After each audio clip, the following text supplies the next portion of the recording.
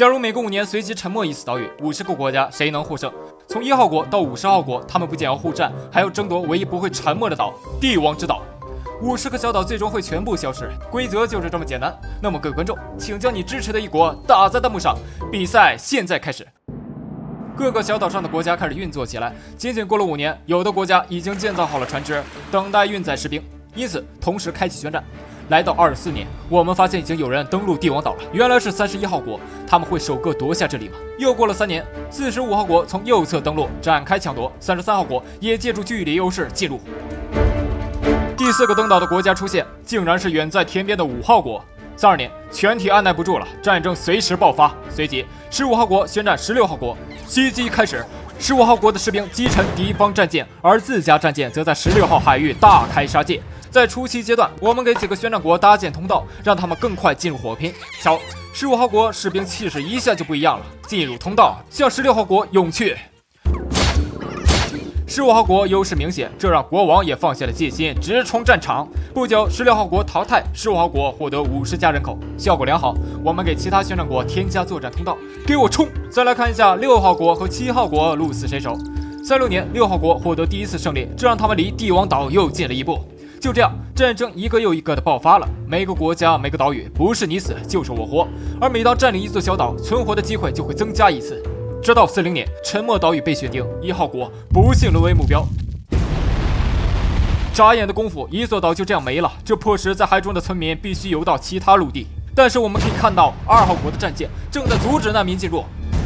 而游少岛的人众如果发现这里恰巧是敌国，还需要在作战中存活下来。1号国正式消失。这则消息陆续传达全世界，淘汰还在发生。19号占领5号国，榜单公布，45号国拥有最多人口。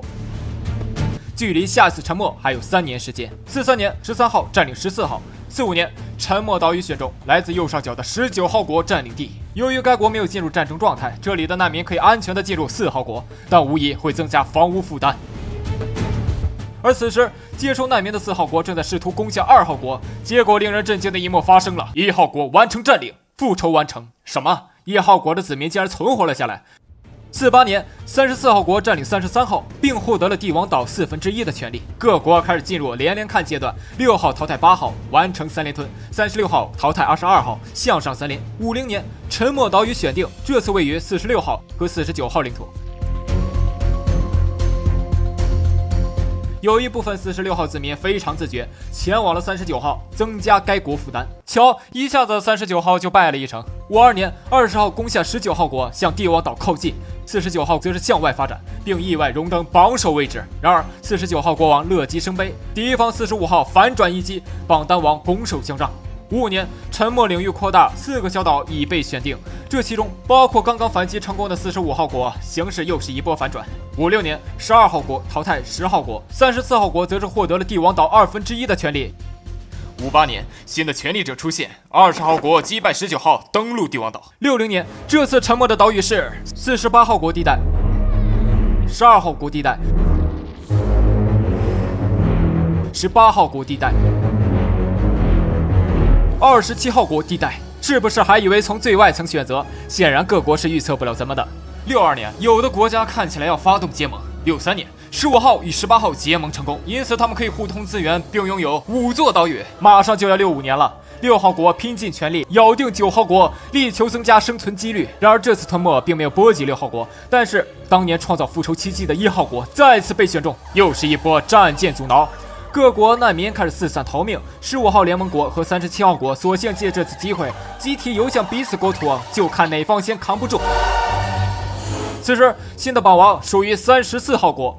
68年扛不住的一方出现了，15号联盟国的士兵占领37号国领土，同时36号国来了个跳骑士占领，为70年沉没送上了开幕仪式。这次沉没范围继续扩大，竟然高达8个小岛。37号和27号直接被一波带走，4号和6号吓得直接申请加入联盟。72年两国自成一派，74年12号国则是幸运的加入了15号联盟国。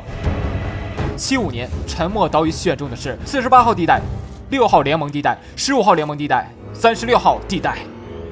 还好有一处空地让36号国幸存了下来。不过直到2年后的77年，36号还是败给了20号国。78年，48号国攻破39号国领土，不久该地成为空岛，15号联盟国进入。同年，沉默出现，15号联盟国连损2岛，35号国直接带走，小岛数量仅剩14座。81年，15号联盟国夺下39号国1岛。83年，6号联盟国宣战48号岛。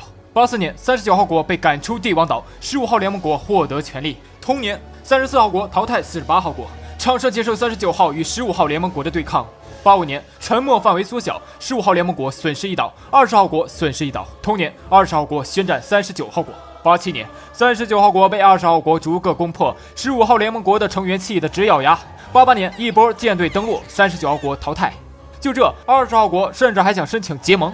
90年，沉默发生，6号联盟国被带走，34号国损失1岛。91年，20号国还真就加入了15号联盟国，这也太大度了吧？那很显然，34号估计本来想宣战20号，结果这下收不回去了，只能发动进攻迎接联盟国的防御。结果很明显，惨输了。新的吞没没有影响到34号，于是该国趁此机会派出运输舰进行袭击。34号国的作战计划会成功吗？